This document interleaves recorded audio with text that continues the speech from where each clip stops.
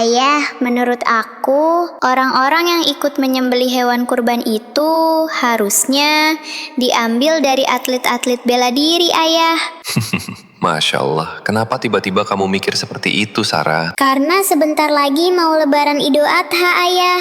Jadi aku mikirnya kalau nanti ada penyembelihan hewan kurban, hewannya nggak bakalan lari-lari lagi, Ayah. Masya Allah, memangnya ada kejadian apa saja di tahun sebelumnya, Sarah? Di tahun lalu itu, banyak sekali panitia kurban yang ditanduk, ditendang, dan diinjak hewan kurban, Ayah.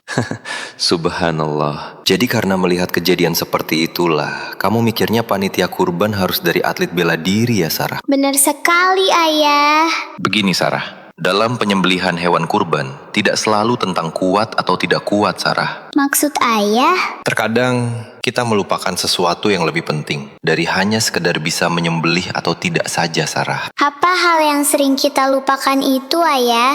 Rasulullah Shallallahu Alaihi Wasallam bersabda, dan jika kalian menyembelih, maka berbuat ihsanlah dalam cara menyembelih. Hendaklah salah seorang dari kalian menajamkan pisaunya dan menyenangkan sembelihannya. Apakah ini jawaban dari yang Sarah ceritakan tadi, Ayah? Benar sekali, Sarah. Ini jawaban dari permasalahan yang kamu pikirkan. Kita diperintahkan agar menajamkan pisau sebelum melakukan penyembelihan, agar nanti pas menyembelih cukup dengan sekali iris langsung terpotong, Sarah, sehingga hewan tidak merasakan sakit terlalu lama. Lalu selain itu, Ayah? Kita juga dilarang untuk tidak mengasah pisau di dekat hewan kurban, karena ini akan mengakibatkan hewan menjadi stres, Sarah. Stres kenapa, Ayah? Stres karena melihat pisau yang kita asah itu, Sarah.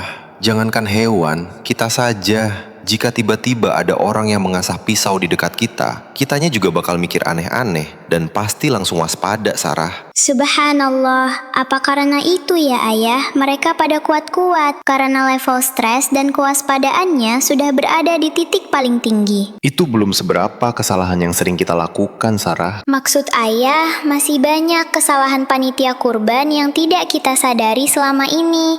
Apakah begitu, Ayah? Bener, Sarah. Bahkan ada yang menyembelih hewan kurban di depan hewan yang belum disembelih. Kebayang nggak tuh betapa stresnya mereka?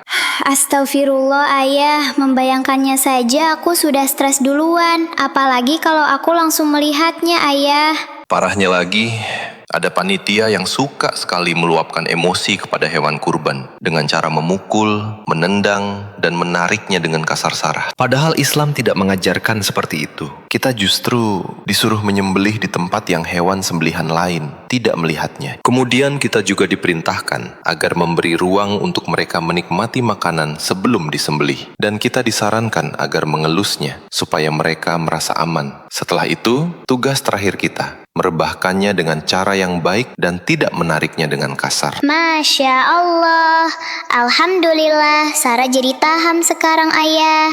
Berarti panitia kurban seharusnya memang dibentuk dari orang-orang yang memang paham akan hal-hal yang telah Ayah sampaikan tadi. Bukan hanya sekedar bisa atau kuat saja, seperti ide Sarah di awal tadi.